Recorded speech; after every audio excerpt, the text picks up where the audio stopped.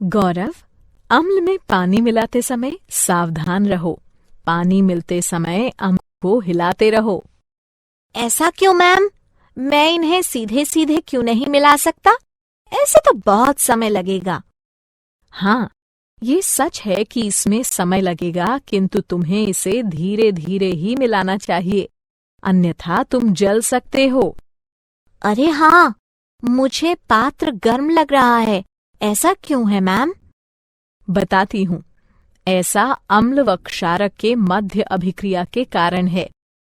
बच्चों, इस पाठ में हम अम्लों व क्षारकों के गुण धर्मों तथा लवणों के बारे में अध्ययन करेंगे।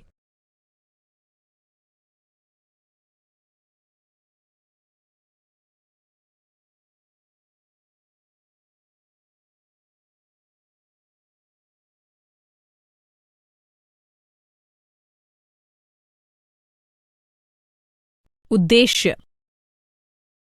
इस पाठ के अंत में आप निम्न करने में सक्षम हो जाएंगे। अम्लों व क्षारकों के रासायनिक गुण धर्मों की व्याख्या करना। अम्लों व क्षारकों के सामान्य गुण धर्मों को पहचानना। अम्लों व क्षारकों की प्रबलता का वर्णन करना। लवणों की व्याख्या करना।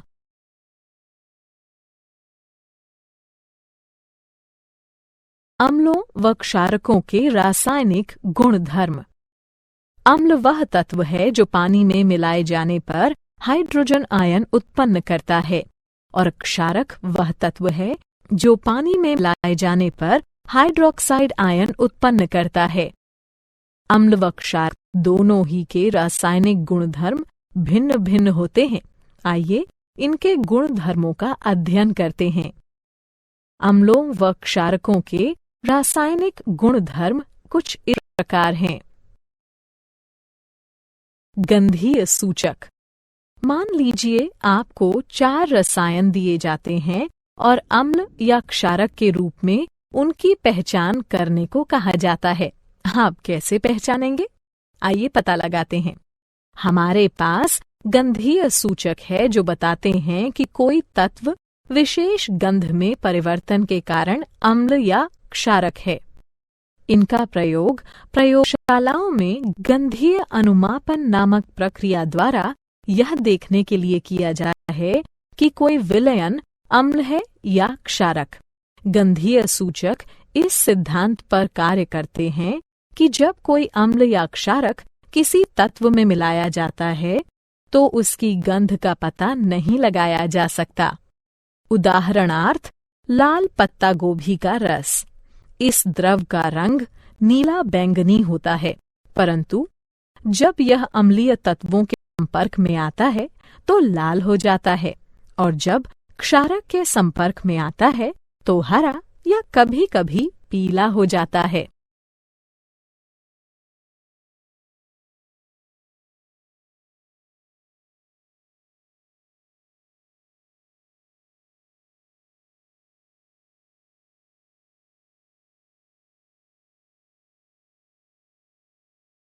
क्या आप जानते हैं, आप जितने भी द्रव देखते हैं उनमें से लगभग प्रत्येक में या तो अम्लीय गुण होते हैं या फिर क्षारीय। जल यानी H2O अम्ल व क्षारक दोनों हो सकता है। इसे कुछ अभिक्रियाओं में अम्ल माना जा सकता है, जबकि अन्य में क्षारक। जल अम्ल या क्षारक बनाने के लिए स्वयं के साथ ही अभिक्रिया कर सकता है।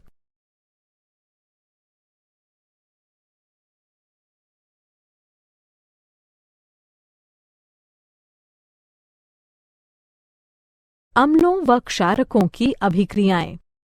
आइए वापस वहीं चलते हैं जहां गौरव को मिक्सिंग बीकर गर्म लगा था। जब अम्ल को क्षारक के साथ मिलाया जाता है तो वह ताप उत्पन्न करता है। इसके कारण मिश्रण आस्फलित होकर बाहर आ सकता है। इससे आप जल सकते हैं। साथ ही अत्यधिक स्थानीय ताप के कारण कांच का पात्र टूट भी सकता है। अतः अम्लों व क्षारकों के साथ कार्य करते समय हमें सावधान रहना चाहिए। आइए अब अम्लों व क्षारकों की धातुओं, धात्विक कार्बोनेटों व धात्विक हाइड्रोजन कार्बोनेटों के साथ परस्पर विभिन्न अभिक्रियाओं पर विचार करते हैं। धातुओं के साथ अभिक्रिया। हाइड्रोजन के ऊपर सभी धातुएं तनु अम्लों के साथ उनके संगत लवण बनाने व हाइड्रोजन को मुक्त करने की प्रतिक्रियाशीलता श्रृंखला में अभिक्रिया करती हैं। पोटेशियम, सोडियम व कैल्शियम जैसी सक्रिय धातुएं भी इसी प्रकार अभिक्रिया करती हैं, किंतु अम्लों के साथ मिलाए जाने पर विस्फोट कर देती हैं। धातु कार्बोनेटों व धातु हाइड्रोजन कार्बोनेटों के साथ अभिक्रिया। अम्ल धातु कार्बोनेटों व धातु हाइड्रोजन कार्बोनेटों के साथ उनके संगत जल व कार्बन डाइऑक्साइड बनाने के लिए अभिक्रिया करते हैं। परस्पर अभिक्रिया। अम्ल व क्षारक एक दूसरे के रासायनिक विलोम हैं। इनकी परस्पर अभिक्रिया एक दूसरे के प्रभाव को शून्यकृत कर देती है। इसे उदासीनता अभिक्रिया कहते हैं। इस अभिक्रिया में किसी अम्ल को क्षारक के साथ मिलाया जाता है और ऐसा करने से जल का एक अणु तथा विशिष्ट लवण बनता है। धात्विक व अधात्विक ऑक्साइड की अभिक्रियाएं। अब जबकि आप देख चुके हैं कि अम्ल व क्षारक धातुओं व हाइड्रोजन कार्बोनेटों से तथा परस्पर कैसे अभिक्रिया करते हैं, आइए देखते हैं कि अम्ल धात्विक ऑक्साइडों के साथ तथा क्षारक अधात्विक ऑक्साइडों के साथ कैसे अभिक्रिया करते हैं। धात्विक ऑक्साइडों की अम्लों के साथ अभिक्रिया। वे ऑक्साइड जो हाइड्रोक्सिल आयनों को उनके अणुओं से संलग्न करते हैं, क्षारकीय ऑक्साइड कहलाते हैं। ये ऑक्साइड अम्लों के साथ अभिक्रिया करने पर उदासीन हो जाते हैं। क्षारकीय हाइड्रोक्साइड अम्ल, लवण तथा जल उत्पन्न करने के लिए उदासीनीकरण अभिक्रिया करते हैं। अधात्विक ऑक्साइडों की क्षारकों के साथ अभिक्रिया। कैल्शियम हाइड्रोक्साइड की कार्बन डाइऑक्साइड के साथ अभिक्रिया लवण तथा जल उत्पन्न करती है। ये अभिक्रिया क्षारकों व अम्लों के मध्य होने वाली अभिक्रिया के समान है। इससे सिद्ध होता है कि अधात्विक ऑक्साइडों की प्रकृति अम्लीय होती है।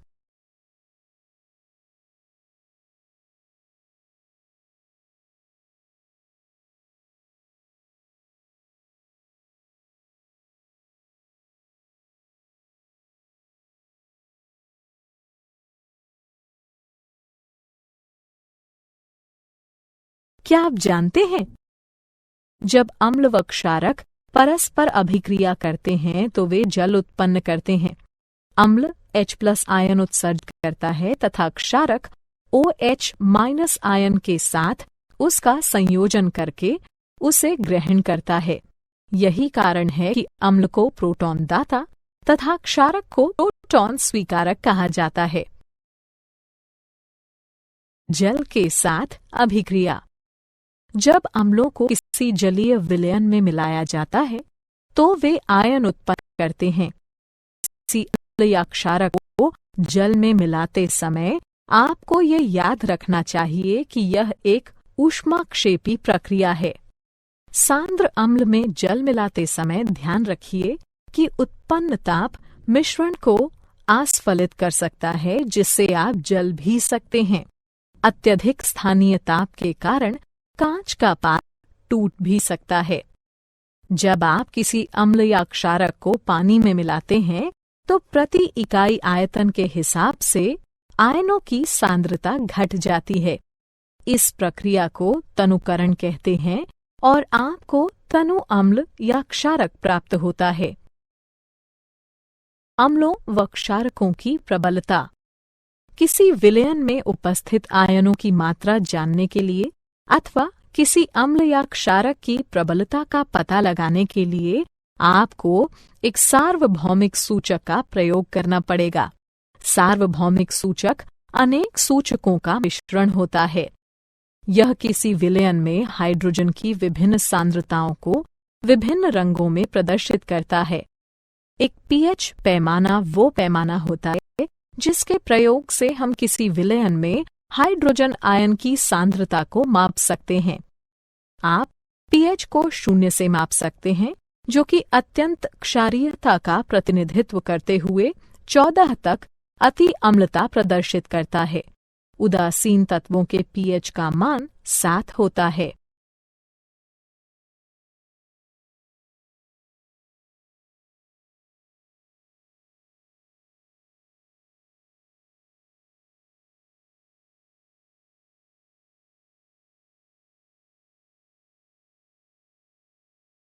क्या आप जानते हैं सभी अम्लों के गुणधर्म समान होते हैं? आप जानते हैं कि धातुओं के साथ अम्लों की अभिक्रिया कराए जाने पर हाइड्रोजन गैस उत्सर्जित होती है। इससे सिद्ध होता है कि हाइड्रोजन सभी अम्लों में विद्यमान है। तथापि आपको ये पता लगाना होगा कि क्या हाइड्रोजन रखने वाले सभी तत्वों में अम्लीय गुणधर्म पाए जाते हैं।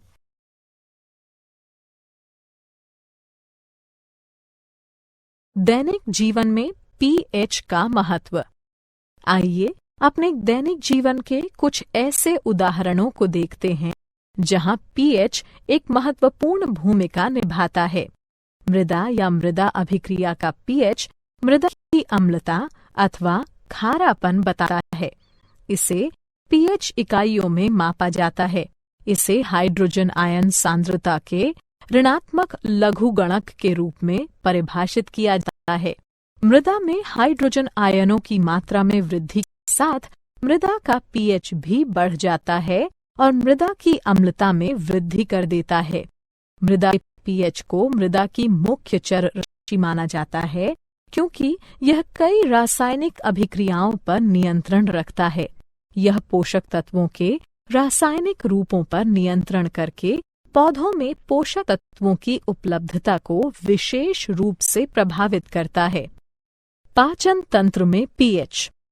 हमारा उदर हाइड्रोक्लोरिक अम्ल उत्पन्न करता है जो कि उदर को हानि पहुंचाए बिना भोजन पचाने में सहायता करता है। जब उदर अत्यधिक अम्ल उत्पन्न करने लगता है तो यह अपच हो जाता है तथा उदर में दर्द व जलन होने लगती है। इस दर्द से छुटकारा पाने का उपाय क्षारकों का प्रयोग है जिन्हें प्रत्यम्ल कहते हैं, जो कि अतिरिक्त अम्ल को उदासीन कर देते हैं। पीएच परिवर्तन के कारण दंतक्षय। दंतक्षय का कारण है दंतवल्क का संक्षारण। कैल्शियम फॉस्फेट से निर्मित दंतवल्क हमारे शरीर का कठोरतम पदार्थ हैं। यह जल में विलेय नहीं है, किंतु मुख की पीएच का मान 5.5 से कम होने पर यह संक्षारित हो जाता है। हमारे मुख में उपस्थित बैक्टीरिया भोजन के बाद मुख में बची अवशिष्ट शर्करा तथा खाद्य पदार्थों का निम्नीकरण करके अम्ल उत्पन्न करते हैं। इसे रोकने के लिए भोजन के पश्चात हर बार मुंह साफ कीजिए। साथ ही क्षारीय टूथपेस्टों का प्रयोग करने से अतिरिक्त अम्ल उदासीन होता है तथा दंतक्षय रुक जाता है।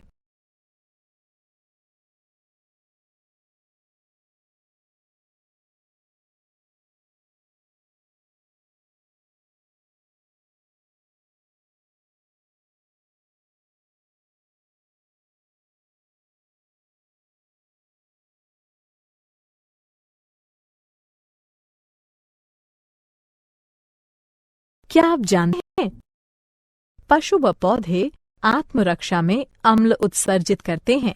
उदाहरणार्थ मधुमक्खी का डंक, चींटी का डंक या बिच्छू पौधे के कांटे।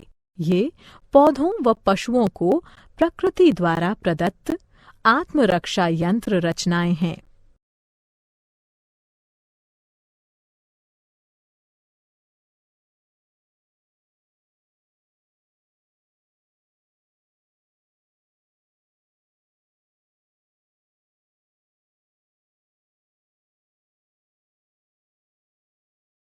लवण परिवार। लवण अम्लों व क्षारकों के मध्य अभिक्रिया से निर्मित होते हैं। जब अम्ल का H+ आयन धातु या अमोनिया आयन से बदला जाता है तब लवण बनते हैं। एक जैसे ऋणात्मक या धनात्मक मूलक एक ही परिवार के कहलाते हैं।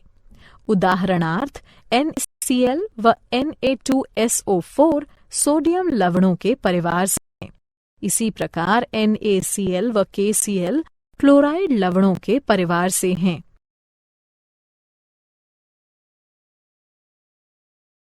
लवणों का pH। यहाँ लवणों का pH दिया गया है। एक प्रबल अम्ल व एक प्रबल क्षारक 7 pH के मान का होता है। एक प्रबल अम्ल व एक दुर्बल क्षारक 7 से pH के मान का होता है।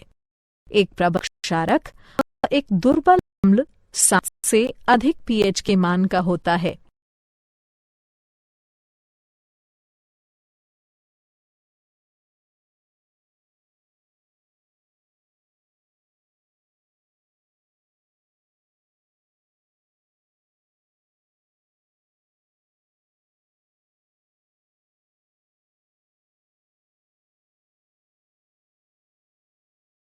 सामान्य लवणों से मिलने वाले रसायन।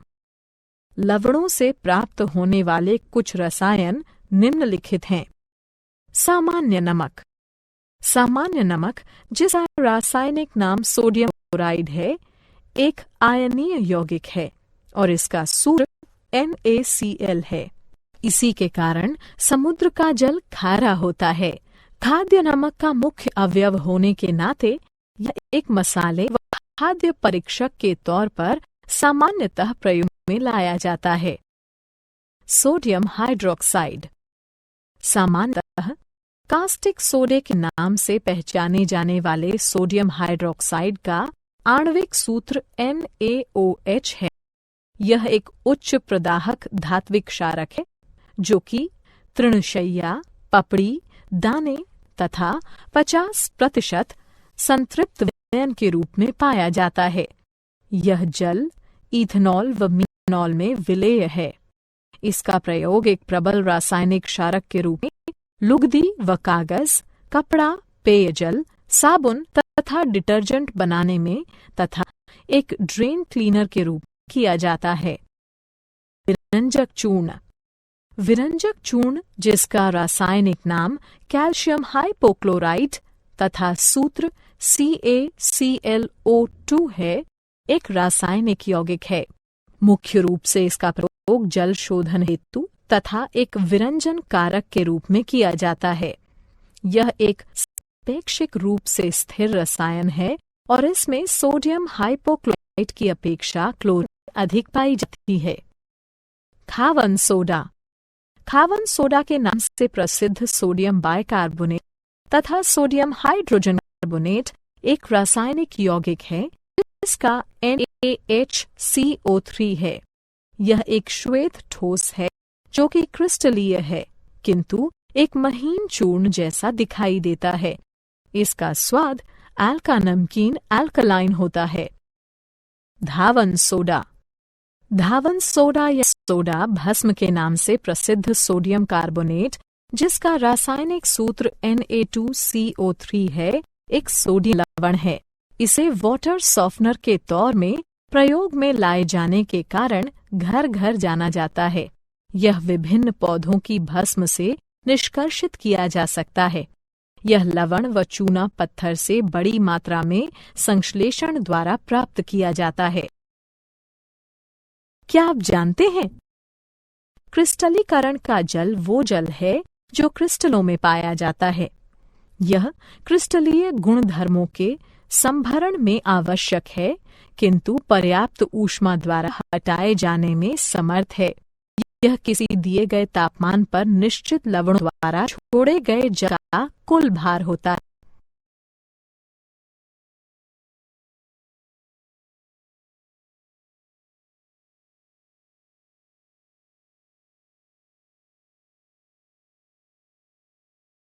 सारांश। आइए हमने जो कुछ सीखा है उसे संक्षेप में दोहराएं। अम्ल पदार्थ है जो जल में मिलाए जाने पर हाइड्रोजन आयन उत्पन्न करता है। जल क्षारक वो पदार्थ है जो जल में मिलाए जाने पर हाइड्रोक्साइड आयन उत्पन्न करता है। गंधीय सूचक पदार्थ विशेष की गंध में परिवर्तन के द्वारा ये बताते हैं कि वह पदार्थ अम्ल है या क्षारक। आप जो भी द्रव देखते हैं उसमें या तो अम्लीय लक्षण होंगे या फिर क्षारकीय। हाइड्रोजन से ऊपर सभी धातुएं अपने अपने लवण बनाने व हाइड्रोजन को मुक्त करने के लिए अक्रियाशीलता श्रृंखला में तनु अम्लों के साथ प्रतिक्रिया करती हैं।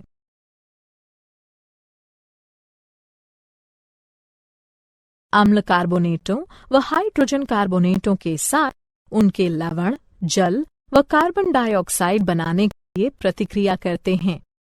अम्ल व क्षारक एक दूसरे के रासायनिक विलोम हैं। अम्लों को जब जलीय विलयन में मिलाया जाता है तो वे आयन उत्पन्न करते हैं। पीएच स्केल किसी मिश्रण में हाइड्रोजन आयन सांद्रता मापने का पैमाना है। लवण अम्लों व क्षारकों के मध्य अभिक्रिया के कारण उत्पन्न होते हैं।